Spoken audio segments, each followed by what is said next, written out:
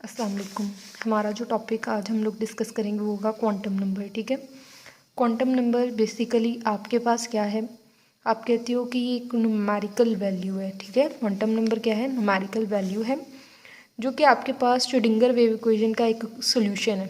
ठीक है, आप कहते हो श्रोडिंगर वेव इक्वेशन का जो सोल्यूशन है वो एक न्यूमेरिकल वैल्यू है जो कि इंफॉर्मेशन प्रोवाइड करती है अबाउट द क्वांटम नंबर। मैं अगेन रिपीट कर रही हूँ, मैंने कहा श्रोडिंगर वेव इक्वेशन का जो सोल्यूशन आता है न्यूमेरिकल वैल्यू के फॉर्म में, उसको आप लोग नाम देते हो क्वांटम नंबर। ठीक है, आप इसी को इस तरह कह सकते हो, quantum number is the numerical value which is acceptable solution of the Schrodinger wave equation. ठीक है, उसको आपने क्वांटम नंबर का नाम दे दिया। ठीक है, आपके पास बेसिकली 4 क्वांटम नंबर हैं। अब इन क्वांटम नंबर का फ़ायदा क्या होता है, तो हम लोगों ने जैसे देखा था कि बोहर सिर्फ हम लोगों को बताता है कि शेल के बारे में। ठीक है, उसने ऑर्बिटल का कॉन्सेप्ट हमें नहीं दिया।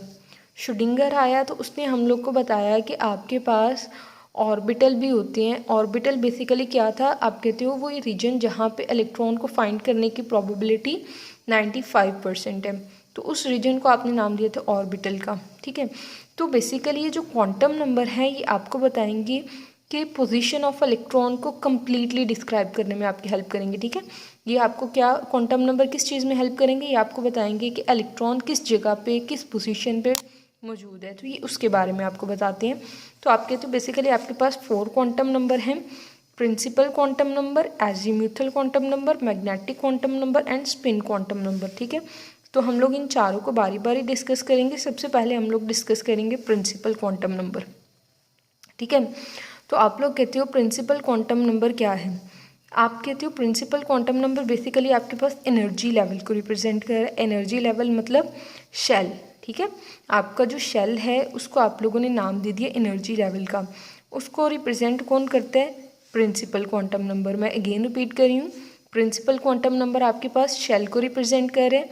आपकी बुक में उसने शेल के लिए ही वर्ड यूज़ किया हुआ है एनर्जी लेवल का। ठीक है, तो आप प्रिंसिपल क्वांटम नंबर को n से रिप्रेजेंट करते हो।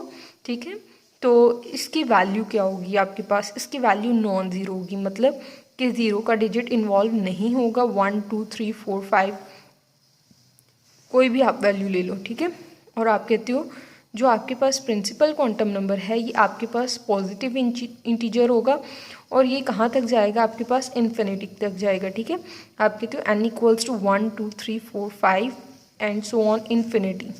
अब देखें इन्फिनिटी क्या है, इन्फिनिटी आपने कहा कोई ऐसी जगह है जहाँ जिसको हम लोग मेजर नहीं कर पा रहे। ठीक है, तो अब देखें कि आपके पास ये n बेसिकली क्या है, शेल नंबर है 1 2 3 4 5 और इन्फिनिटी तक आपके शेल नंबर जा सकते हैं। इससे आप क्या डिड्यूस कर सकते हो, आप ये बता सकते हो कि आपके जो एटम है उसकी बाउंड्री जो है वो डिफाइन नहीं है। ठीक है, आपके एटम की बाउंड्री क्या है, इनफाइनाइट है।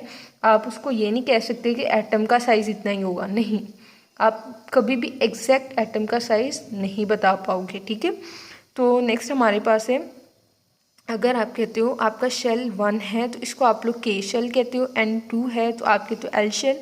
ठीक है, मतलब प्रिंसिपल क्वांटम नंबर को n से रिप्रेजेंट कर रहे हो, इसको आप न्यूमेरिकल फॉर्म में भी रिप्रेजेंट कर सकते हो, इसको आप अल्फ़ाबेटिकल फॉर्म में भी रिप्रेजेंट कर सकते हो। अच्छा, अब कुछ इंपॉर्टेंट पॉइंट्स है हमारे प्रिंसिपल क्वांटम नंबर से रिलेटेड, उन्हें ध्यान से सुनिएगा। आप कहते हो कि n जो है ये आपको बताता है इलेक्ट्रॉन की लोकेशन। ठीक है, n यानी प्रिंसिपल क्वांटम नंबर आपको ये बताएगा कि आपका इलेक्ट्रॉन पहले शेल में है, दूसरे शेल में है, तीसरे शेल में है, चौथे में है, पाँचवें में, कि किस शेल में आपका जो इलेक्ट्रॉन है वो मौजूद है। ठीक है, उसके अलावा आप लोग कहते हो कि आपका जो n है यानी प्रिंसिपल क्वांटम नंबर ही आपको एनर्जी ऑफ इलेक्ट्रॉन के बारे में बताता है। अच्छा, ये कौन सी एनर्जी होगी, आपने एक फॉर्म पढ़ी हुई है पोटेंशियल एनर्जी की, पढ़ा हुआ है ना पोटेंशियल एनर्जी। पोटेंशियल एनर्जी क्या होती है, हाइट की बेस पे होती है कि आपका ज़मीन से जो आसमान या छत तक का कितना फासला है, इसको आप लोग पोटेंशियल एनर्जी का नाम देते हो। तो यहाँ पे क्या होगा, आप कहते हो न्यूक्लियस का और इलेक्ट्रॉन्स के दरमियान जो फासला है उसको आप लोग नाम दोगे एनर्जी का, पोटेंशियल एनर्जी का। ठीक है, अब आप देखो जैसे जैसे आपके पास इलेक्ट्रॉन और न्यूक्लियस का डिस्टेंस, इलेक्ट्रॉन का और न्यूक्लियस का डिस्टेंस जो है वो ज़्यादा होगा, तो वैसे वैसे आपके पास एनर्जी भी क्या होगी, ज़्यादा होगी। मेरी बात समझ रही हो? मैंने कहा इलेक्ट्रॉन का डिस्टेंस जो है वो न्यूक्लियस से ज़्यादा हुआ तो आपकी जो एनर्जी ऑफ इलेक्ट्रॉन है वो भी क्या होगी, ज़्यादा होगी। ठीक है। उसके अलावा आप कहते हो एन जो है ये आपके पास साइज ऑफ इलेक्ट्रॉन बताते हैं, शेल। ठीक है, वो ये बताएगा अगर पहला शेल है तो वो छोटा होगा, जाहिर है उसमें 2 की कैपेसिटी है। दूसरे शेल में कितने इलेक्ट्रॉन की कैपेसिटी है, आपके पास 6 इलेक्ट्रॉन की कैपेसिटी है। तो आप कहते हो कि जैसे 8 इलेक्ट्रॉन की कैपेसिटी, आप कहते हो फर्स्ट शेल में 2 इलेक्ट्रॉन आ सकते हैं, दूसरे शेल में आपके पास 8 इलेक्ट्रॉन आ सकते हैं।